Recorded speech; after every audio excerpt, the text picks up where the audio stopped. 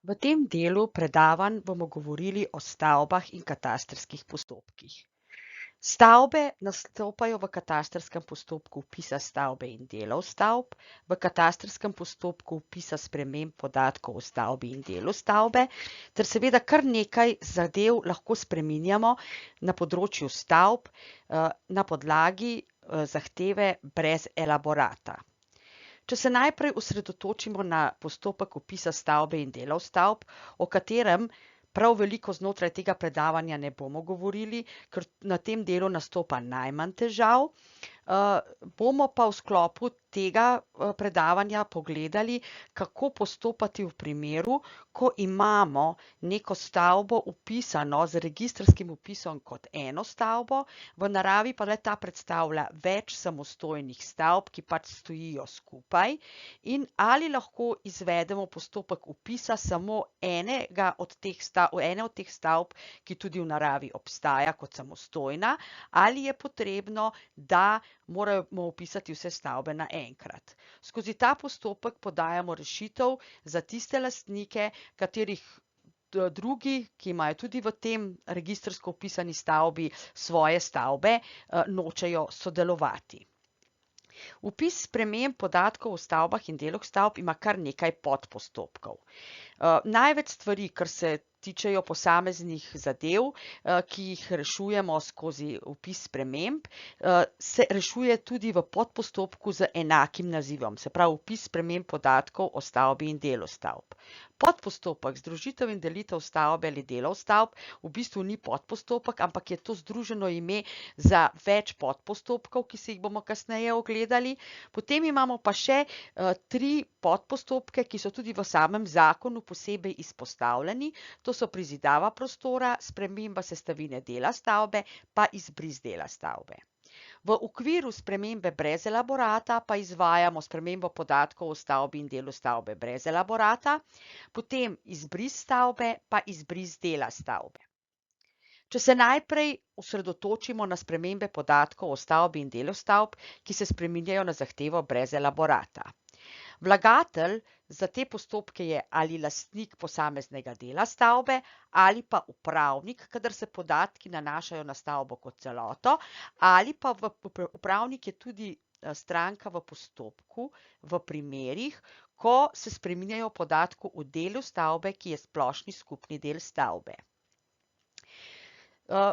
Podatki, ki se vežejo na stavbo, smo rekli, da je vlagatelj upravnik. Seveda z izjemo, kadar imamo stavbo zgrajeno na podlagi stavbne pravice ali stavba, ki ni v etažni lastnini, pa te stavbe nimajo upravnika, potem so vlagatelji in stranke v teh postopkih lastniki, ki so lastniki posameznih delov v tej stavbi ali pa imetniki stavbne pravice, na podlagi katere je ta stavba bila zgrajena. Te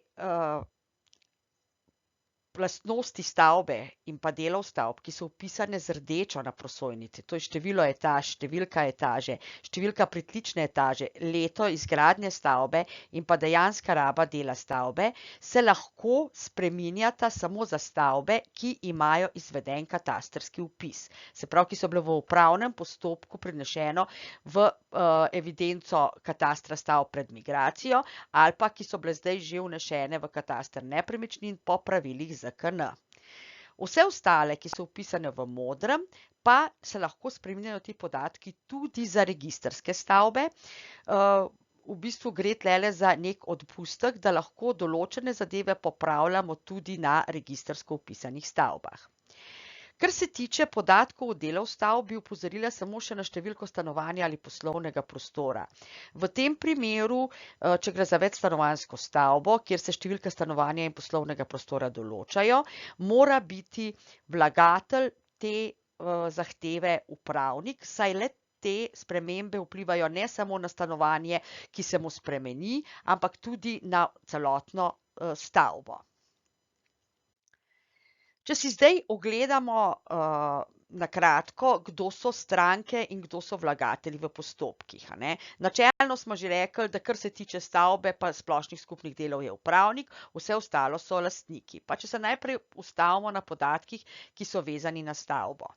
Če gre za večstanovanjsko stavbo, kot smo že rekli, in je ta določenega upravnika, potem je vlagatelj upravnik, stranka v postopku je ravno tako upravnik in tudi odločba se vroči upravniku. Vkolikor upravnik ni dejaven ali stavba nima upravnika, takrat je vlagatelj eden od lastnikov, odločba se pa v tem primeru vroči vsem lastnikom. Če se zdaj ustavimo še na podatkih vezanih na del stavbe, za vse dele v etažni lastnini, za posamezne dele, ki so v lasti fizičnih ali pravnih oseb, je v bistvu eden od lastnikov tega dela stavbe vlagatelj. Medtem ko pa so stranke v postopkih vsi solastniki ali pa skupni lastniki tega dela stavbe. Če gre za splošne skupne dele, je vlagatelj upravnik, če ga stavba ima, in vkolikor je upravnik, je tudi stranka v postopku samo upravnik in tudi njemu se vroča odločba. Vkolikor stavba nima upravnika ali pa je upravnik neaktiven, je lahko vlagatelj eden od lastnikov delov stavb v tej stavbi, se pravi eden od lastnikov delov, ki mu tudi ta splošni skupni del pripada, medtem ko so stranke v postopku vsi lastniki in tudi odločba se vroča vsem lastnikom. Tukaj sem še pripravila prikaz, kako je takrat, kadar imamo posebni skupni del stavbe. Mi vemo, da je posebni skupni del stavbe del, ki pripada vsakokratnim lastnikom enega ali več stanovanj ali bom rekla bolje delov stavb v stavbi, ki so v etažni lastnini, ne pa vsem.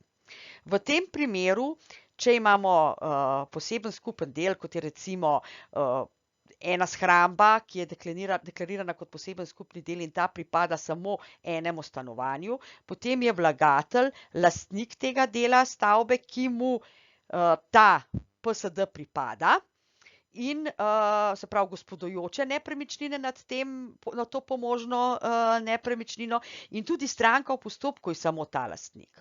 Vkolikor imamo recimo nek skupni hodnik, ki pripada recimo 5 stanovanjem, v stavbih imamo pa 20, potem so stranke v postopku vseh teh 5 vsakokratnih etažnih lastnikov, ki jim pripada ta skupni hodnik, medtem ko vlagatelj je pa lahko za spremembo samo eden od teh lastnikov. Seveda je vlagatelj v takem primeru, ko imamo nek del, ki pripada večjim, ne pa vsem vsakokratnim etažnim lastnikom, tudi upravnik, s tem, da so pa stranke v tem postopku potem tako upravnik kot vsi vsakokratni lastniki stavb, ki jim pripada ta posebni skupni del. Naslednji podpostopek, ki ga tudi izvajamo preko spremembe podatkov o stavbih in delih stavb brez zahteve, je izbris stavbe. Se pravi, izbris stavbe se vedno izvaja v postopku brez zahteve. Se pravi, vlagatelj mora biti eden od lastnikov delov stavb, ki so te v stavbi, stranke postopka so pa vsi lastniki. Priložiti moramo pa zmeraj tudi dokazilo, da stavba ne obstaja več. Zdaj, kaj je pomembno v tem primeru še povedati, da v primeru, ko pa imamo mi neko stavbo, ki je katastrsko vpisana in jo delimo na 2 novi stavbi, v tem primeru pa predhodno ni potrebno izvesti izbrisa skozi postopek brez elaborata, ampak se v bistvu izbris in vzpostavitev 2 novih stavb naredi v postopku delitve ali pa recimo, če gre za združitve stavb. Edino v tem primeru, ko imamo delitev ali pa združitev delov stavb, ni potrebno predhodno stavbe brisati z postopkom brez elaborata. V vseh ostalih primerih pa je potrebno, da stavbo najprej izbrišemo skozi ta postopek in potem na to stanje, ki nastane v katastru nepremičnin po izbrisu, vpišemo novo stavbo. Potem je še tretji postopek, ki ga lahko izvajamo brez elaborata, to je izbris dela stavbe, ki pa se lahko izvaja samo in izključno za stavbe, ki nimajo katastrskega vpisa. Če ima stavba katastrski vpis, pomeni izbris dela stavbe tudi spremembo etažnega načrta, zato se mora ta striktno izvajati samo skozi postopke z elaboratom. Se pravi, vlagatelj v tem primeru, če gre za del stavbe, ki ga izbrišemo in je v lasti etažnega lastnika, nekega posameznika lastnika, potem je vlagatelj lastnik, vsi solastniki pa skupni lastniki tega dela stavbe so pa stranke v postopku. Če gre pa za izbris splošnega skupnega dela, je pa spet, okolikor imamo upravnika, je to upravnik in je stranka postopka tudi samo upravnik, okolikor nimamo upravnika, je eden od vsakokratnih lastnikov, ki mu pripada ta splošni skupni del, stranke v postopku so pa vsi lastniki. Imamo pa en odpustek tudi pri izbrisu delov stavb. Naprimer, kadar imamo mi neko stavbo, ki je registrsko vpisana in je vpisana recimo z 3 deli kot tale naša stavba 606 in bomo zdaj to stavbo vpisali v kataster nepremičnin z postopkom vpisa stavbe in delov stavb in po vpisu bo imela ta stavba 606 samo 2 dela. V tem primeru tega dela tretjega ni treba brisati predhodno z postopkom brez elaborata, ampak se izbris tega dela naredi kar v okviru postopka vpisa stavbe in delov stavb. Če se zdaj osredotočimo na vpis sprememb podatkov o stavbi in delu stavbe, ki je v bistvu glavna tema tega predavanja, ki ga imate pred sabo, vidimo, da imamo kar nekaj podpostopkov. Jaz sem vam poskušala na tej prosojnici predstaviti podpostopke in kaj se znotraj posameznega podpostopka dogaja. Se pravi, če imamo podpostopek vpis sprememb podatkov o stavbi in delu stavbe, skozi to spremembo izvajamo spremembo površine dela stavbe, spremembo lege in oblika dela stavbe in spremembo lege in oblike same stavbe. Potem se s podpostopkom delitev stavbe izvaja delitev stavbe, s podpostopkom združitev stavbe se izvaja združitev 2 ali več stavb v eno, potem delitev dela stavbe se izvaja s podpostopkom delitev, združitev delov stavbe imamo pa 2 postopka, eden je združitev delov stavbe brez ZK in eden je združitev stavbe z ZK. O tem bom več povedala, ko bom obravnavala podpostopek združitev delov stavbe. Potem imamo še podpostopek prizidava prostora. Prizidava prostora se ta podpostopek izvaja samo v primeru, ko bo prizidek, ki smo ga zgradili pri stavbi, postal tudi samostojni del stavbe. Takrat, ko pa je prizidek postane samo nek prostor, ki se vključi v že obstoječi del, v tem primeru pa se sprememba ne izvaja skozi postopek prizidava prostora, ampak se izvaja skozi podpostopek vpis sprememb podatkov o stavbi in delu stavbe. Se pravi, v bistvu mi spreminjamo lego in obliko dela stavbe, pa po večini primerov v teh primerih tudi spremembo lege in oblike stavbe. Sprememba sestavine delov stavbe pomeni, da lahko skozi ta postopek že vpisani spremembi spreminjamo podatke o točkah, se pravi o njeni legi, ali pa recimo spreminjamo, da to ni več atrij, ampak je parkirno mesto. Skozi ta postopek ne moramo dodajati novih sestavin. Potem imamo pa še izbris dela stavbe. Ta izbris dela stavbe je vezan na izbris dela stavbe, ki je katastrsko vpisan. Kot smo rekli, če del stavbe ni katastrsko vpisan, se izvaja preko zahteve brez elaborata. Če se zdaj pogledamo, kako bi izvedli postopek, kadar bi samo nekemu delu stavbe hoteli spremeniti površino. Površina se lahko spremeni nekemu delu stavbe zaradi natančnejše meritve prostorov, zaradi spremembe razporeditve prostorov ali pa zaradi dograditve galerij. Zdaj, se pravi, izberemo postopek vpis sprememb podatkov v stavbi in delu stavbe in podpostopek z enakim imenom in kaj v bistvu spreminjamo. V tem primeru spreminjamo površino dela stavbe in seveda spreminjajo se tudi vrste prostorov in njihove površine.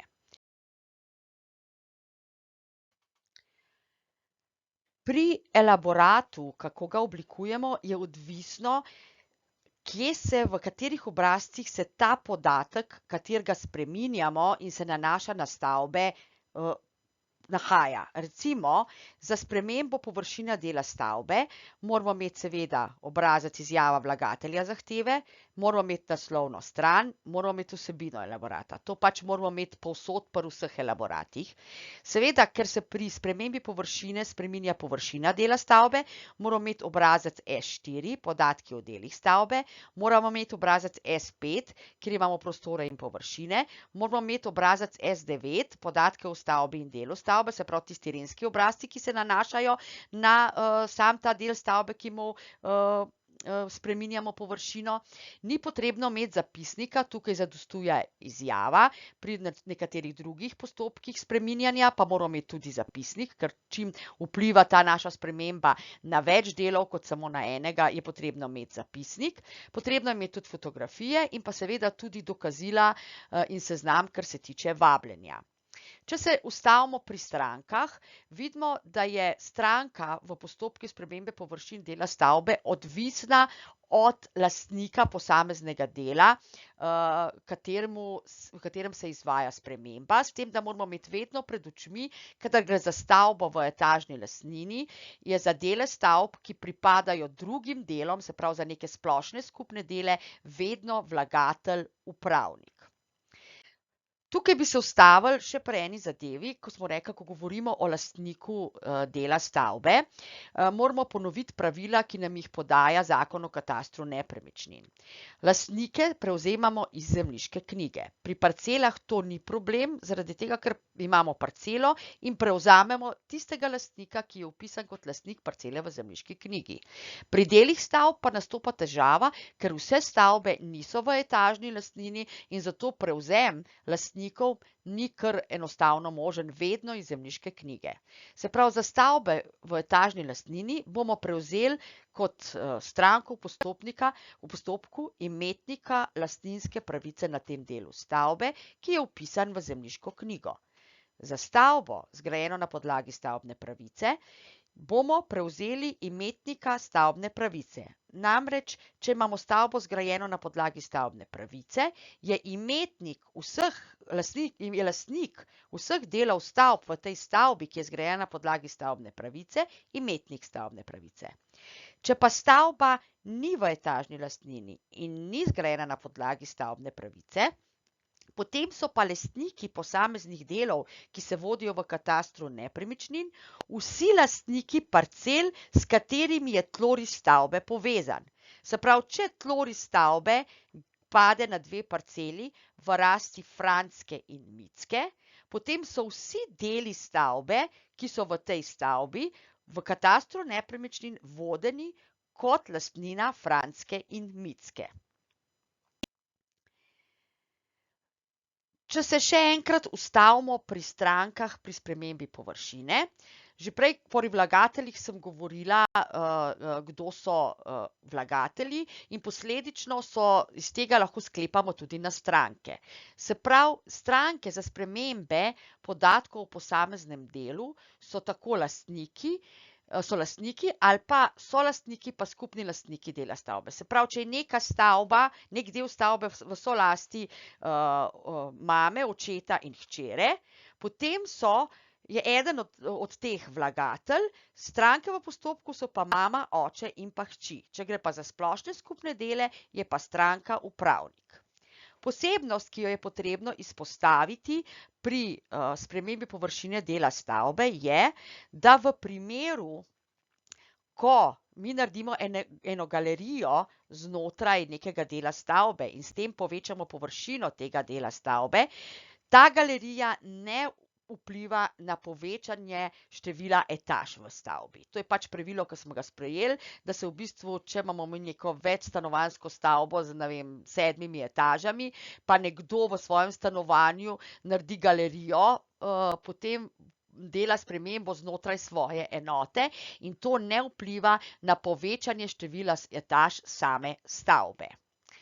Je pa še ena posebnost, ki jo je potrebno poudariti, to pa je, vkolikor izvajamo postopek vpis sprememb stavbe in delov stavb in v okviru tega postopka spreminjamo samo površino enega dela stavbe, to ne vpliva na zunanjost stavbe in v tem primeru ni potrebno upošteva določila, ki je podan v prehodnih določbah zakona in sicer, da se lahko ohranja takšno stanje, kot je, do trenutka, ko se naredi kakršnakoli sprememba v stavbi. Ta sprememba velja tista sprememba, ki vpliva na samo zunanjost stavbe. Če bi mi v bistvu zdajle nadgradili, naredili prizidek, karkoli spreminjali z zunanjostjo stavbe, recimo tudi spremenili streho, ki bi imela večji obseg, v tem primeru bi mogli v bistvu narediti vpis po pravilih ZKN-ja. Se pravi, bi mogli skozi spremembe spremeniti tudi celotno zunanjost stavbe po pravilih ZKN-ja, jo vpisati na tak način. Če pa spreminjamo samo površino enega dela, se pa ta sprememba izvede samo znotraj enega dela in nima vpliva na zunanjost, zato nam ni potrebno izvajati drugih sprememb, ampak samo za spremembo površine, se pravi samo spremembo za tisto zadevo, za katero je bila dana tudi zahteva.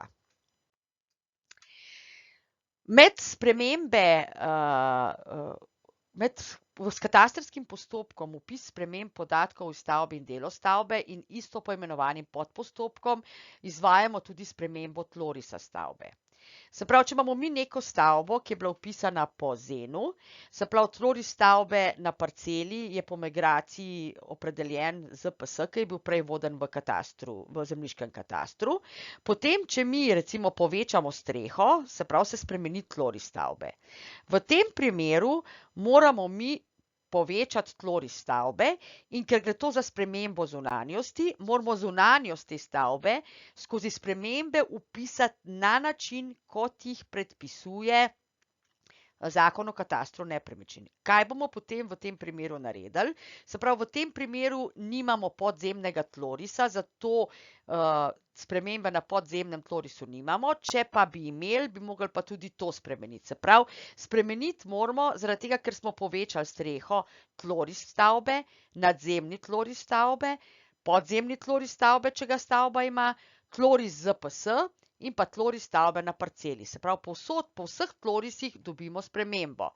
Se pravi, izmerimo maksimalen obris, se pravi, določimo tloris stavbe in ta tloris tudi projiciramo na parcelo in postane tloris stavbe na parceli.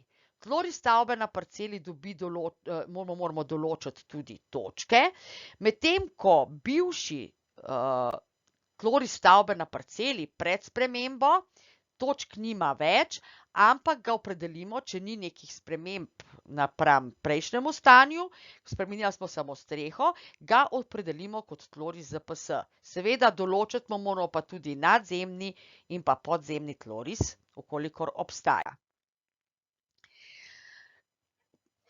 Tukaj bi si samo na kratko še enkrat ponovili, kakšne so razlike z vpisom stavb po ZEN pa po ZKN, v primerjavi z evidentiranjem najširšega obsega in v primerjavi z tvorjenjem povezave stavba parcela.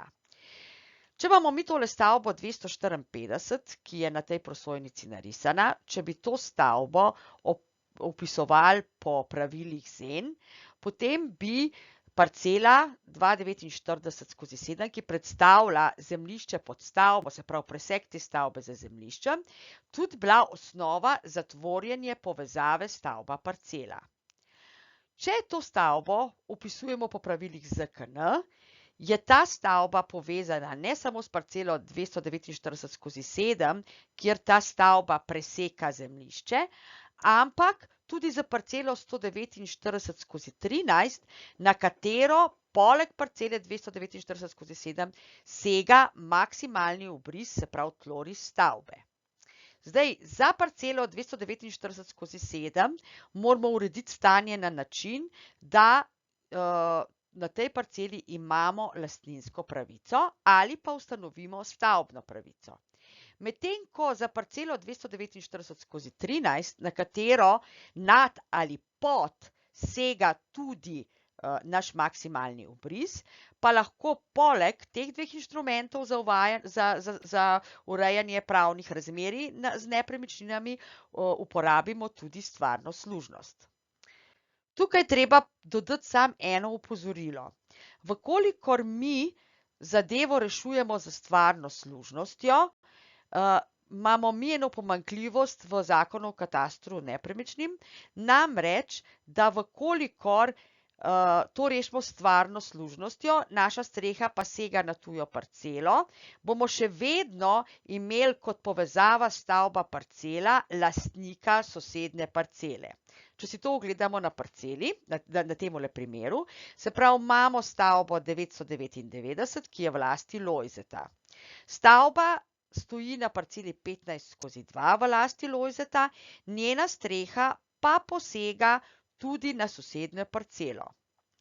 Če mi v bistvu to uredimo z stavbno pravico, potem je lastnik te stavbe 999 tudi za postopke v katastru nepremičnin zgolj Lojze, ki je de facto lastnik te stavbe, medtem ko če zadevo uredimo s služnostjo, imamo sicer pravno formalno zadeve urejene, vendar v postopkih katastra nepremičnin pa še vedno imamo Jožeta kot lastnika, ker služnostnega upravičenca na tuji parceli zakon o katastru nepremičnin ne obravnava kot stranke v postopku. Če si ogledamo naslednji podpostopek, to je podpostopek delitev dela stavb. Kaj v bistvu v tem primeru, ko delimo stavbo, naredimo? Se pravi, določimo nove dele, določimo nove površine, spremenimo vrste prostorov lahko in v bistvu tudi spremenimo posamezne dele. Se pravi, ukinimo neke dele znotraj tega postopka in določimo nove dele. Se pravi, pri delitvi dela stavbe iz enega dela dobimo dva nova dela, stari del nikoli ne ohrani parcelne številke dela stavbe, identifikatorja, ampak se vedno oblikuje nov identifikator. Kaj je treba kot posebnost poudariti tukajle? V bistvu, tako kot pri spremembi površine dela stavbe, tudi pri delitvi dela stavbe ne posegamo v zunanjost stavbe, zato se to ne šteje kot sprememba, kjer bi mogli v bistvu stavbo zajeti po pravilih ZKN-ja, ampak izvedemo samo spremembo na tem delu stavbe. Zdaj seveda, če ta stavba še nima digitalnega etažnega načrta, imamo še vedno pravilo, da je potrebno v takem primeru digitalizirati tisto etažo, kjer se ta del stavbe, ki ga delimo, nahaja. Se pravi, da dobimo pravilen etažni načrt za etaže, kjer se izvaja sprememba. Ko boste to naredili, vam bo sicer kontrola 155 podala opozorilo, da se verjetno površine grafične in atributne ne skladajo. Tle ni nobenega problema. Vi pač morate podigitalizirati, se pravi povektorizirati celotno etažo, ne morete pa vplivati na že vpisane podatke o površinah. Se pravi, ker se ne izvaja katastrski postopek tudi na sosednjih delih stavbe, zato vam bo ta kontrola javljena kot opozorilo, ne bo vam pa preprečila oddaje, ker niste vi odgovorni, če je bilo predhodno nekaj malo drugače zajeto, kot bi bilo potrebno.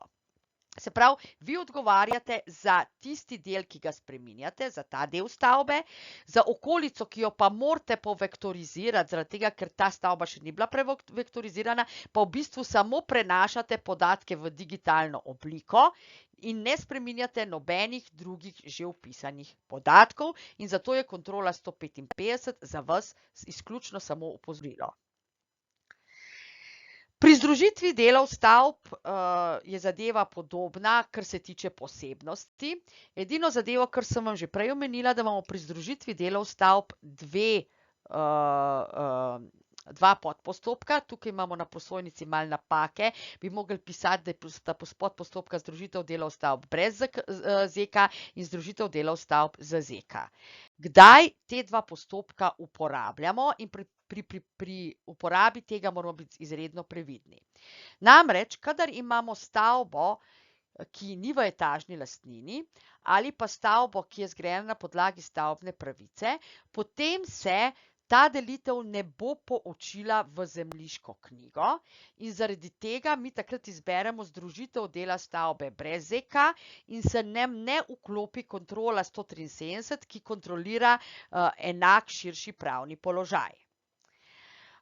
Tukaj bi samo še omenila, če imamo stavbo zgrajeno na podlagi stavbne pravice, potem je v zemljiško knjigo se vpiše samo stavba, ne pa posamezni deli. In v tem primeru velja, da je lastnik vseh delov v stavbi tisti lastnik, lastnik delov stavbe, v bistvu imetnik stavbne pravice. Se pravi, če imamo mi tule tole stavbo na parceli 98/5 je vzpostavljena stavbna pravica. Na podlagi tega, ko imamo katastrski vpis enkrat že narejen, se lahko vpiše ta stavba tudi v zemljiško knjigo, ampak v zemljiško knjigo se vpiše samo stavba, ne pa njeni posamezni deli. Smatra pa se, da je lastnik vseh delov v tej stavbi imetnik stavbne pravice. In se pravi, kadar imamo stavbo, ki ni v etažni lastnini in stavbo zgrajeno na podlagi stavbne pravice, potem za združitev delov uporabljamo podpostopek združitev delov stavb brez ZK. Kadar pa imamo postopek združitev delov stavbe z ZK, se pravi, ki se nahaja v zemljiški knjigi, kadar imamo etažno lastnino, takrat moramo biti pa pazljivi in v tem primeru lahko združujemo samo dva dela stavbe, ki imata enak širši pravni položaj. Tudi tukaj vidite, tle imamo tudi vpisano obe kontroli, se pravi, v bistvu, ko smo uvedli dva podpostopka za združitev stavb, smo s tem, ko izberemo postopek združitev brez ZK, povedali kontroli 173, da naj nas ne blokira, ampak naj nas pusti skozi, medtem, ko takrat, ko pa izberemo Z, nas pa kontrolira. In boste zelo, zelo previdni, da boste res takrat, ko imate stavbo v etažni lastnini, izbrali ta postopek Z in da boste tudi zagotovili, da imajo deli, ki se združujejo, enak širši pravni položaj. Enako kot pri delitvi dela stavbe, tudi tu velja, da gre za spremembo znotraj stavbe in ni potrebno spreminjati zunanjosti, zunanjosti ne spreminjati, ampak zunanjosti evidentirati na način, kot jo to zahteva Zakon o katastru nepremičnin in tudi veljajo enaka pravila za vektorizacijo etaž, kjer se nahaja ta sprememba. Takole pa izgleda določitev podpostopkov v Geosu, takole pa v Geopro. No, iz osnovnih postopkov, ki se nanašajo na posamezne dele, razen ko smo govorili o spremembi tlorisa stavbe, ko smo povečali strehe, pa prihajamo na postopke, ki se nanašajo na celotno stavbo. Za delitev stavbe ni drugih podpogojev kot ta, da morajo biti vse stranke, se pravi vsi lastniki, vsi vsakokratni lastniki vseh delov v stavbi, ki se deli, zato da se stavba deli. Se pravi, mora biti soglasje vseh strank. Seveda, pooblaščeni inženirji imamo tukaj še eno pravilo, ki nam ga ne nalaga Zakon o katastru nepremičnin, ampak ga nam nalaga gradbena zakonodaja. Mi lahko v bistvu izvedemo delitev samo, če so to res samostojne stavbe, da jih lahko tudi opredelimo po gradbeni zakonodaji kot samostojne, takrat lahko izvedemo delitev. Seveda, poleg tega, da sta to samostojne stavbe, morajo biti pa še vsi vsakokratni etažni lastniki za, da mi lahko sploh to delitev izvedemo.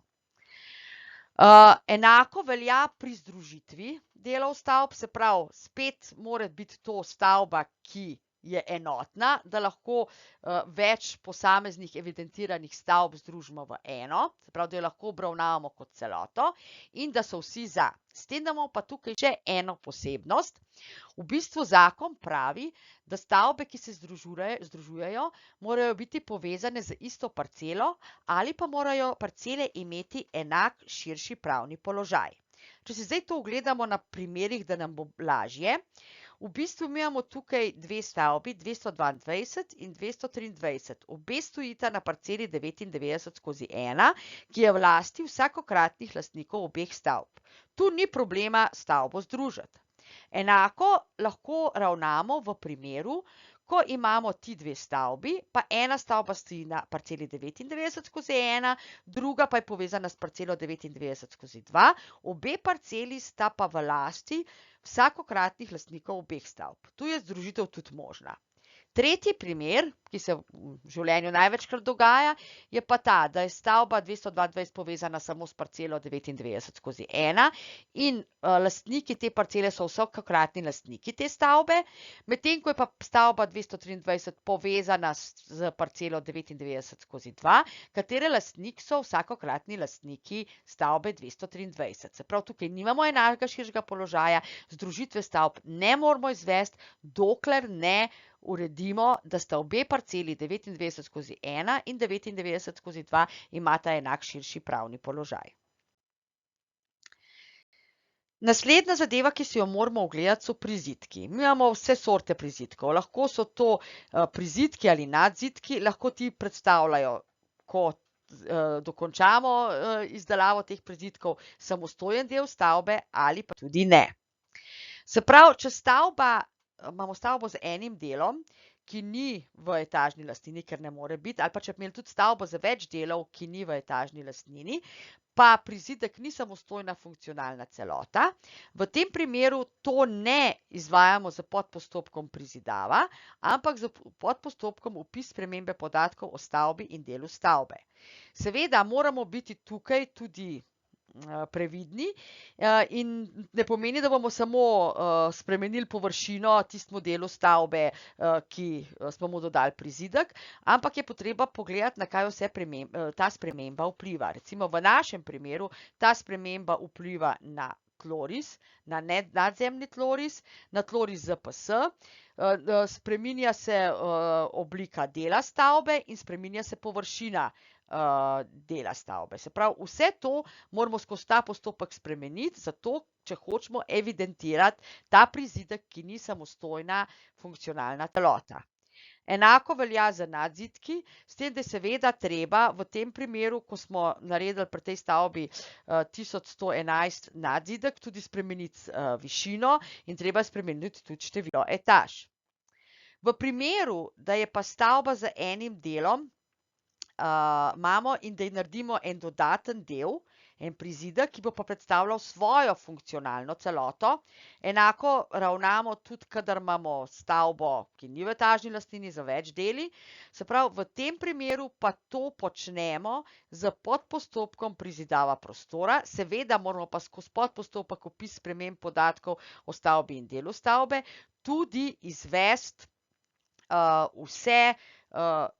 evidentirati vse druge spremembe, se pravi spremembo tlorisov, če se dogajajo, če bi bil to nadzidek, ki ga imamo v tem primeru tudi spremembo višin. Vkolikor imamo pa stavbo, na kateri je vzpostavljena etažna lastnina, pa tej stavbi se doda nek prizidek, pa ne glede na to, a je ta prizidek funkcionalna celota ali ni, moramo ta prizidek opredeliti kot svoj del in ga moramo seveda izvesti skozi postopek prizidava prostora. Naslednji podpostopek, ki ga imamo, je vpis sprememb podatkov o stavbi in delu stavb, spreminjanje sestavine. Zdaj, mi sestavino obravnavamo lahko v postopku vpisa stavbe in delo stavb, kjer se kjer se sestavine določajo na novo, se pravi, stavba še nima katastrskega vpisa in ko izvajamo ta katastrski vpis, mi tudi določimo vse sestavine delov stavbe. Sestavina delov stavbe se lahko nahaja na isti parceli, kot se nahaja tloris, ali pa se nahaja na neki drugi parceli, ki pa je seveda tudi pripadajoče zemljišče ali pa bo pripadajoče zemljišče, bo opredeljeno tako s sporazumom o vzpostavitvi etažne lastnine k tej stavbi. Potrebno je vedeti, da vkolikor sestavina nepremičnine posega tudi na drugo parcelo, s katero ni povezan tloris stavbe, da moramo v bistvu na vsaki parceli opredeliti svojo sestavino. Recimo, če bi tale parkirni prostor, ki ga imamo tlele narisanega na parceli 101, segal v delu tudi realno, v naravi tudi na parcelo 102 in bi ta sestavina, ta parkirni prostor pripadal delu 5, potem ga moramo evidentirati na način, da ga opredelimo kot da parkirni prostor razdelimo na dve sestavine. Prva sestavina je tega parkirnega prostora je na parceli 101, druga sestavina pa na parceli na parceli 100/1, druga sestavina je pa na parceli 102, ker pač fizično gre ta parkirni prostor čez dve nepremičnini. Se pravi, nikoli ne more sestavina dela stavbe biti opredeljena da stoji na dveh parcelah, ampak je vedno treba narediti toliko sestavin, čeprav v naravi gre za en parkirni prostor, en atrij, kolikor imamo parcel, na katerih se ta sestavina nahaja.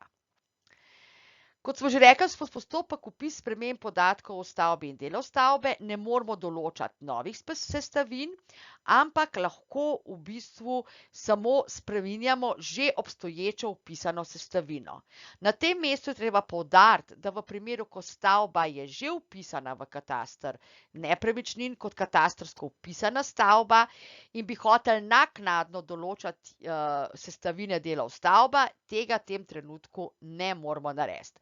Bo pa vsekakor potrebno razširiti postopek vpisa sprememb podatkov o stavbi in delov stavbe, skozi katerega bomo lahko tem stavbam določali tudi nove sestavine, predvsem zato, ker kar nekaj stavb, ki so že vpisane v kataster nepremičnin, se na njih dogajajo zdaj postopki pozvetlu in v okviru postopka pozvetelj se tudi določajo sestavine delov stavbe in ker je zvetelj osnova za to, da smo mi sploh sestavino pripeljali v kataster nepremičnin kot podatek, bo seveda treba slediti temu, da se bodo rezultati zvetla, se pravi sklepa po zvetlu, lahko izvršili tudi v kataster nepremičnin.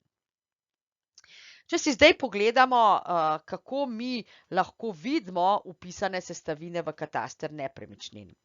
Zdaj, en problem imamo, da v začetku je bila situacija taka, da mi ID-ja sestavine nismo imeli določenega toliko časa, dokler ni bila odločba o vpisu stavbe in delov stavb v kataster nepremičnin uveljavljena v kataster nepremičnin. Šele z uveljavitvijo se je v bistvu oblikoval identifikator posamezne sestavine.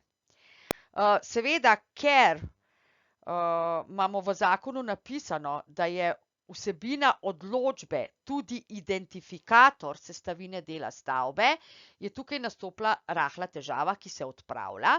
Se pravi, v bistvu se bo identifikator sestavine, se že nadgrajuje evidenca na ta način, določal prej. Do takrat pa v obrazec 6 in tudi v odločbo vpisujemo kot identifikator sestavine dela stavbe kar številko dela stavbe. Seveda se nam potem lahko zgodi, da imamo več enakih identifikatorjev, zato ker lahko ima eno stanovanje, poleg atrija še dva parkirna mesta, ali pa recimo atrij, ki pripada temu stanovanju, leži na parceli, kjer stoji stavba. se pravi, na katero sega tloris stavbe, ki je opredeljena v povezavi stavba parcela, nekega pa gleda tudi na sosednjo parcelo, ki je pa samo pripadajoče zemljišče k tej stavbi. V tem primeru, kot smo že prej rekli, moramo tudi reči, da imamo mi dve sestavini. Se pravi, sestavine lahko vpogledujemo v javnem vpogledu tudi, lahko jih vpogledujemo v IS katastru, vendar v tem trenutku lahko ID posamezne sestavine vidimo samo izključno v IS katastru. V javnem vpogledu vidimo območje, ne vidimo pa ID-ja. Tako da to bo tudi treba v javnem vpogledu pa v vpogledu za registrirane uporabnike nadgraditi. Se pravi, skozi postopek sprememba sestavine dela stavbe lahko počnemo samo to, da tako, kot imamo tule na tej sliki spodaj, smo imeli neko sestavino, ki je bila A3, zdaj smo se pa odločili, da je to parkirno mesto in bo pač malo drugačne oblike, se pravi, smo jo v bistvu spremenili skozi ta postopek sploh namen te sestavine, se pravi, vrsto sestavine, iz Atrija smo jo spremenili v parkirno mesto in seveda spremenili smo točke. Nekaj smo jih brisali, nekaj smo novih dodali.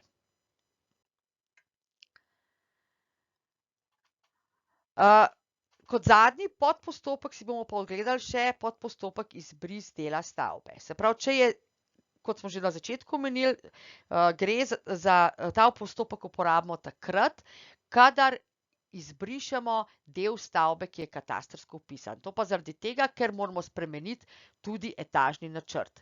Seveda pa ta izbris lahko pomeni, tako kot za tole stavbo 852, da poleg spremembe izbrisa tega stavbe se spremeni tudi tloris stavbe, nadzemni tloris, tloris ZPS-ja, se pravi, vse te spremembe moramo tudi skozi katastrski postopek izvesti. No, in sedaj se bomo pa ustavili na delu, ki govori, kako ravnati, če imamo mi neko stavbo, ki je sicer registrsko vpisana, ni katastrsko vpisana, kot ena stavba, v naravi je pa to več stavb in vsi, ki so lastniki teh stavb, nočejo zadeve urediti, nočejo izvesti katastrskega vpisa in nekdo pa bi to rad ali zaradi legalizacije ali zaradi pridobitve gradbenega dovoljenja, uporabnega dovoljenja pa gradbenega ali pa zato, ker bi imel rad pač stvari urejene in če je to samostojna stavba, hoče, da je tudi evidentirana kot samostojna stavba. Pregledali smo vse zadeve, se pravi strokovna posvetovalna skupina skupaj z strokovnjaki, z skrbniki IS katastra in geodetsko upravo in ugotovili, da je taka delitev renjske stavbe možna. Preden pa se lotimo tega, kakšen je postopek, bi pa mogoče ponovili še kakšne izraze, pa kaj pomenijo posamezni izrazi, ki jih srečujemo v povezavi z stavbo in njenim maksimalnim obrisom. Zdaj, če greste v kataster nepremičnin in vklopite sloj obrisi stavb, boste dobili vse stavbe, kakršne bi lahko gledali tudi recimo v pregu ali pa v javnem vpogledu pred vzpostavitvijo katastra nepremičnin. Se pravi, vse tisto, kar ste tam videli kot oranžno, vidite tudi, če vklopite sloj obrisov stavb v katastru nepremičnin.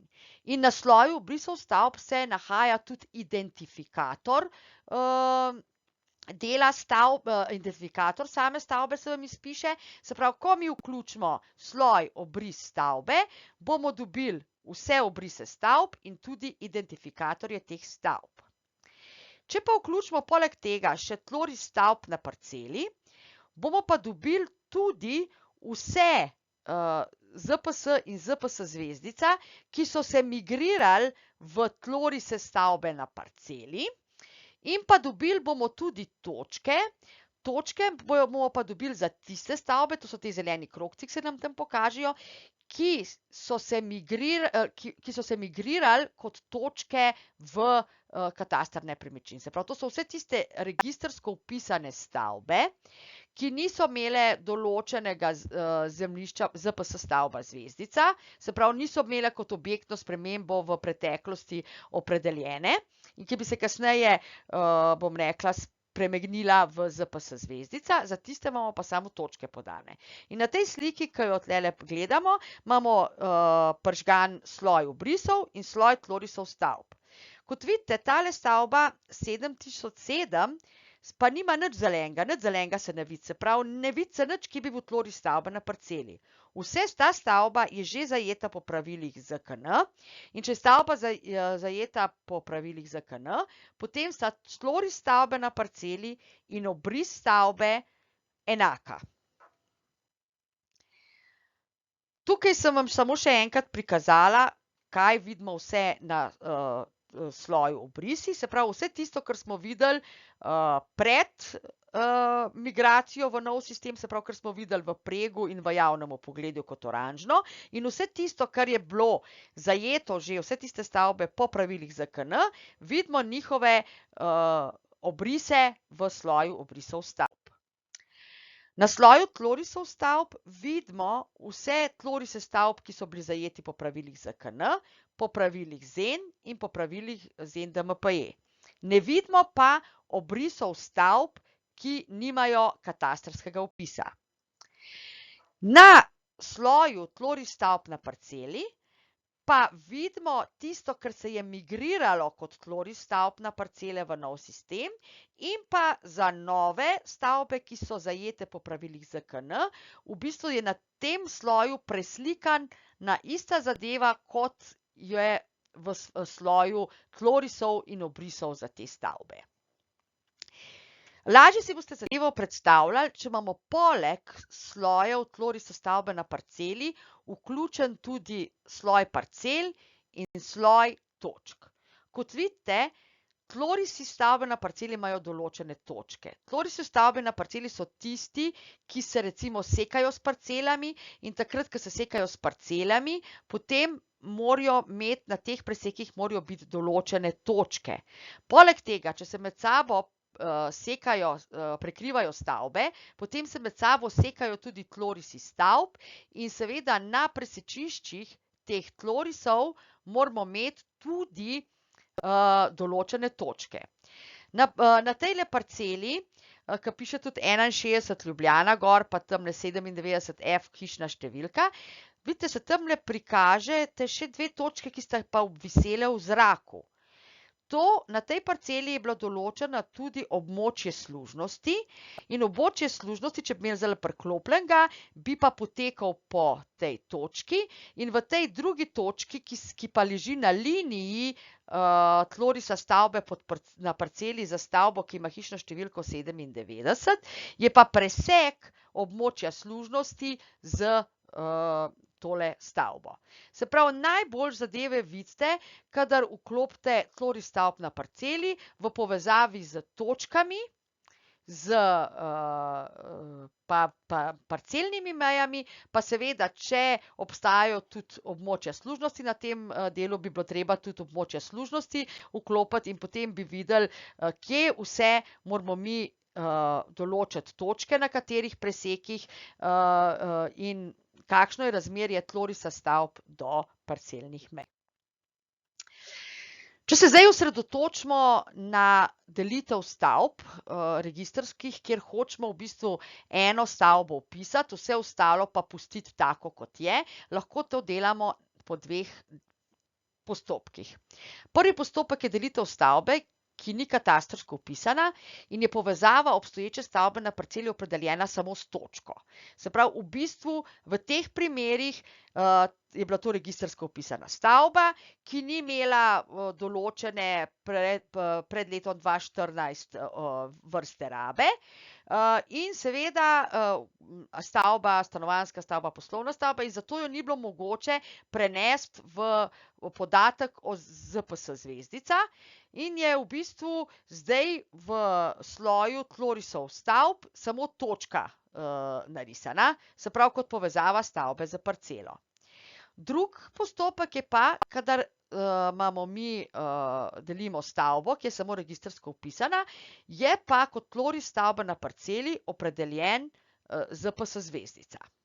Prav, tukaj vidite, v prvem načinu imamo samo točke, v drugem imamo pa pač tudi tloris stavbe na parceli določen.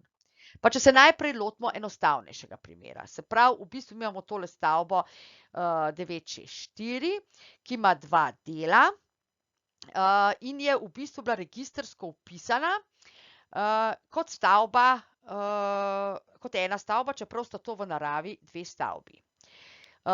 Ta stavba je povezana s parcelama 75/7 in 75/8. Če bi imeli zemljišče pod stavbo določeno za te dve, za to stavbo, bi to posegalo na obe dve parceli in bi imeli poligon na obeh dveh parcelah. V tem primeru ga pa nimamo, imamo pa samo točko. Se pravi, če pogledamo stanje v katastru nepremičnin po posameznih slojih, vidimo, da imamo na slojih obris stavbe, tole oranžno zadevo, se pravi obris stavbe 964, potem kot povezavo stavbe za parcelo imamo samo točko, ki je definirana samo na parceli 75/7 in imamo dve parceli, ki pa realno stojita pod to stavbo. Mi bomo v bistvu ta del, ki zdaj predstavlja del 1, vpisali kot svojo stavbo. To stavbo, ki jo vpisujemo po pravilih katastra nepremičnin, moramo ji tudi določiti nov identifikator. Se pravi, in to stavbo 3005 moramo vpisati po vseh pravilih, ki jih določa Zakon o katastru nepremičnin. Stranke v tem postopku so tako lastniki parcele 75/7 kot 75/8. Zakaj? Zato, ker streha te nove stavbe sega tudi na sosednjo parcelo in potem je tloris stavbe tudi sega na sosednjo parcelo.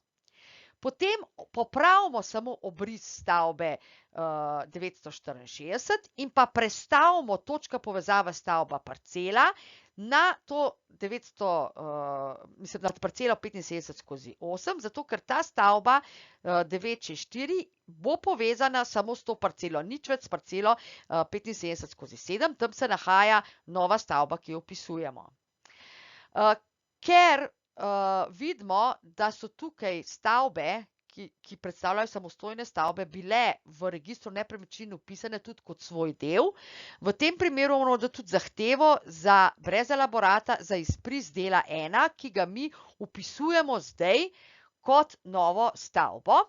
In seveda GURS bo pa kasneje, ko bomo mi to zadevo že oddali, že vpisovali svojo stavbo, pozval lastnika parcele 75/8, da tudi to stavbo 964 vpiše v kataster nepremičnin v postopku vpisa stavbe v kataster stavb. Če pogledamo, kaj se nam dogaja zdaj na slojih, ko vse to zadevo naredimo. Mi smo tole stavbo na novo vrisali, se pravi, tloris stavbe na parceli te nove stavbe predstavlja ta rdeča linija, rdeč obod, rdeč poligon. In seveda, določili smo jih točke na vseh lomih, plus določili smo tudi točke tam, kjer ta nova stavba seka parcelno mejo. Se pravi, na meji med parcelama 75/7 in 75/8 smo tudi določili dve novi točki. Premaknili smo povezavo stavbe parcele in seveda, poleg tega smo mogli tudi oblikovati tloris ZPS, to je pa to sivo, ki ga imamo, pa oblikovati smo mogli podatek o maksimalnem nadzemnem tlorisu, podzemnega pa v tem primeru nimamo. Kako pa ravnamo v primeru, ko imamo določeno zemljišče pod stavbo tej registrski stavbi? No, če pogledate, v tem primeru, kot vidite, imamo tloris ZPS, ki se je migriral, se pravi, imamo ZPS, ki se je migriral kot tloris ZPS v kataster nepremičnin. V bistvu tam ima določene točke, potem imamo obris stavbe 964, pa obe parceli, na katerih to stoji. Razlika od prejšnjega dela je, da moramo tukaj tudi popraviti tloris ZPS-ja stavbe 964 in pa seveda določiti moramo tudi točke na novo vpisanem tlorisu stavbe 3005, kjer se Popravljeni tloris stavbe 964 naslanja ali pa posega, bom rekla, seka tloris stavbe 3005. Drugače pa postopek popolnoma identičen. Če si še enkrat na kratko pogledamo, kaj pravzaprav v tem drugem delu, ko smo imeli tudi tloris stavb, ko smo imeli tudi ZPS migriran kot tloris stavbe na parceli, naredimo. Za stavbo 305 določimo obris stavbe, določimo tloris stavbe, določimo tloris stavbe na parceli in določimo tloris stavbe ZPS. In seveda tloris stavbe na parceli mora imeti točke na vseh lomih in posod tam, kjer seka parcele in kjer seka tudi tloris stavbe 964. Se pravi, za tloris stavbe 964 moramo pa določiti samo nov obris stavbe in pa določiti moramo novo obliko tlorisa stavbe na parceli in seveda, kjer ta tloris stavbe na parceli seka tloris stavbe na parceli nove stavbe 3005, moramo tudi določiti to. Seveda bo IS kataster zaznal napako pri kontrolah 177 kontrola tlorisov in pri kontroli 194 tlorisi. Vendar se obe dve napaki nanašata na stavbo 964, ki jo nismo vpisovali v postopku vpisa stavb v kataster stavb, ampak smo v okviru tega postopka spreminjali bodisi samo obris stavbe, bodisi pa tudi tloris stavbe na parceli. Zato sta ti dve napaki zgolj opozorilo in lahko nadaljujemo z oddajo našega elaborata. S tem smo tematiko stavbe in katastrski postopki tudi zaključili.